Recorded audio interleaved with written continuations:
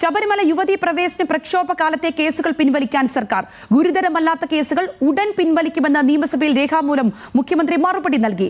1047 കേസുകളാണ് പിൻവലിക്കുക. ഗുരുതര ക്രിമിനൽ സ്വഭാവമുള്ള കേസുകൾ പിൻവലിക്കാൻ കഴിയില്ലെന്ന് മുഖ്യമന്ത്രി വ്യക്തമാക്കിയിട്ടുണ്ട്. അർജുൻ രാജ കൂടുതൽ വിശദാംശങ്ങൾ പങ്കുവയ്ക്കും.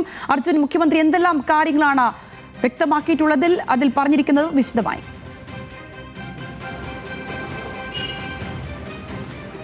സംഗീത, ശബരിമല യുവതീ പ്രവേശനവുമായി ബന്ധപ്പെട്ട് നടന്നിട്ടുള്ള സംഘർഷങ്ങളുടെ പേരിൽ എടുത്തിട്ടുള്ള കേസുകൾ അത് പൂർണ്ണമായും എഴുതി തള്ളിയിട്ടുണ്ടോ എന്നുള്ള പ്രതിപക്ഷ MLA-മാരുടെ ചോദ്യത്തിനാണ് നിയമസഭയിൽ മുഖ്യമന്ത്രി രേഖാമൂലം മറുപടി നൽകിയത്. 2634 കേസുകളാണ് ശബരിമല പ്രക്ഷോഭവുമായി ബന്ധപ്പെട്ട് കേസ് എടുത്തിട്ടുള്ളത്. അതിൽ 2021 തന്നെ ഗുരുതര സ്വഭാവം ഇല്ലാത്തതും സമാധാനപരമായി നടന്നതുമായിട്ടുള്ള പ്രക്ഷോഭങ്ങളുടെ പേരിലെടുത്ത കേസുകൾ എഴുതി തള്ളാൻ നിർദ്ദേശിച്ചിരുന്നു. പോലീസ് മേധാവി, ജില്ലാ കളക്ടർ, ജില്ലാ പോലീസ് മേധാവിമാർ എന്നിവർ അക്കാര്യത്തിൽ തീരുമാനമെടുക്കാനാണ് അന്ന് നിർദ്ദേശിച്ചിരുന്നത്. 2023 മുഖ്യമന്ത്രി തന്നെ നേരിട്ട് അതിന്റെ സ്ഥിതിഗതികൾ വിലയിരുത്തുകയും ചെയ്തു. അതിനുശേഷം ഒരു കമ്മിറ്റി രൂപീകരിച്ച് ഗുരുതര സ്വഭാവമില്ലാത്ത കേസുകൾ കണ്ടെത്തി അത് തീർപ്പാക്കാൻ, അത് പിൻവലിക്കാനുള്ള നിർദ്ദേശം 2023 നൽകിയിട്ടുണ്ട്. അതിന്റെ പുരോഗതിയാണ് മുഖ്യമന്ത്രി വിശദീകരിച്ചത്. അത് വിശദീകരിക്കുന്ന ഘട്ടത്തിൽ കൂടിയാണ് ഗുരുതര സ്വഭാവമില്ലാത്ത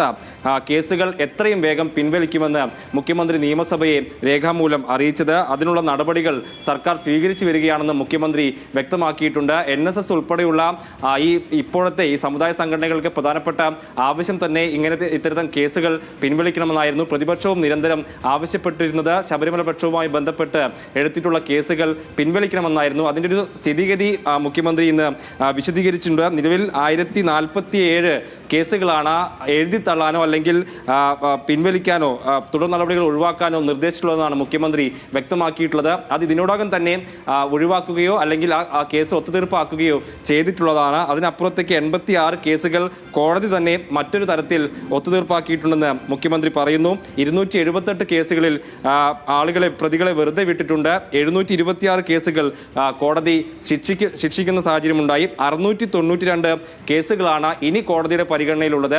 ഇനി പരിഹരിക്കാനുള്ളത് അല്ലെങ്കിൽ ഇനി കേസായി നിലവിലുള്ളത് 692 കേസുകളാണ്. ഈ കേസുകളുടെ കാര്യത്തിലാണ് മുഖ്യമന്ത്രി ഇന്ന് നിലപാട് വ്യക്തമാക്കിയിട്ടുള്ളത്. ഈ കേസുകളിൽ ഗുരുതര സ്വഭാവമില്ലാത്ത അല്ലെങ്കിൽ സമാധാനപരമായി നടന്നിട്ടുള്ള കേസുകൾ ഉണ്ടെങ്കിൽ അത് ഉടനടി പിൻവലിക്കും. അതിനുള്ള നടപടികൾ സർക്കാർ സ്വീകരിച്ചു വരികയാണെന്നാണ് മുഖ്യമന്ത്രി രേഖാമൂലം ഇന്ന് സഭയെ അറിയിച്ചിട്ടുള്ളത്.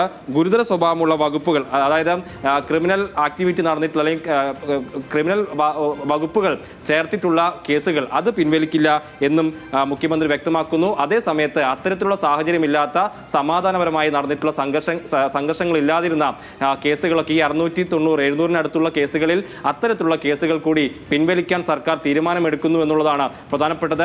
നേരത്തെ പറഞ്ഞ 1600-600ഓളം കേസുകൾ അത് ഏറെക്കുറെ ഒത്തുതീർപ്പാക്കുകയും അല്ലെങ്കിൽ ആ കേസുകൾ വേണ്ട എന്ന തീരുമാനത്തിലേക്ക് സർക്കാർ എത്തുകയും ചെയ്തിട്ടുണ്ട്. അതിനപ്പുറത്തേക്ക് ഈ പറയുന്ന അവസാനം വന്നിട്ടുള്ള 700 കേസുകളിലേക്ക് അതിൽ ഗുരുതര സ്വഭാവമില്ലാത്ത കേസുകൾ പിൻവലിക്കാൻ ഒരുങ്ങുകയാണ് സർക്കാർ. സംഗീത. ശരി, തിരുവനന്തപുരത്ത് നിന്നും അർജുൻ രാജാണ് വിശദമായ വിവരങ്ങൾ പങ്കുവച്ചത്.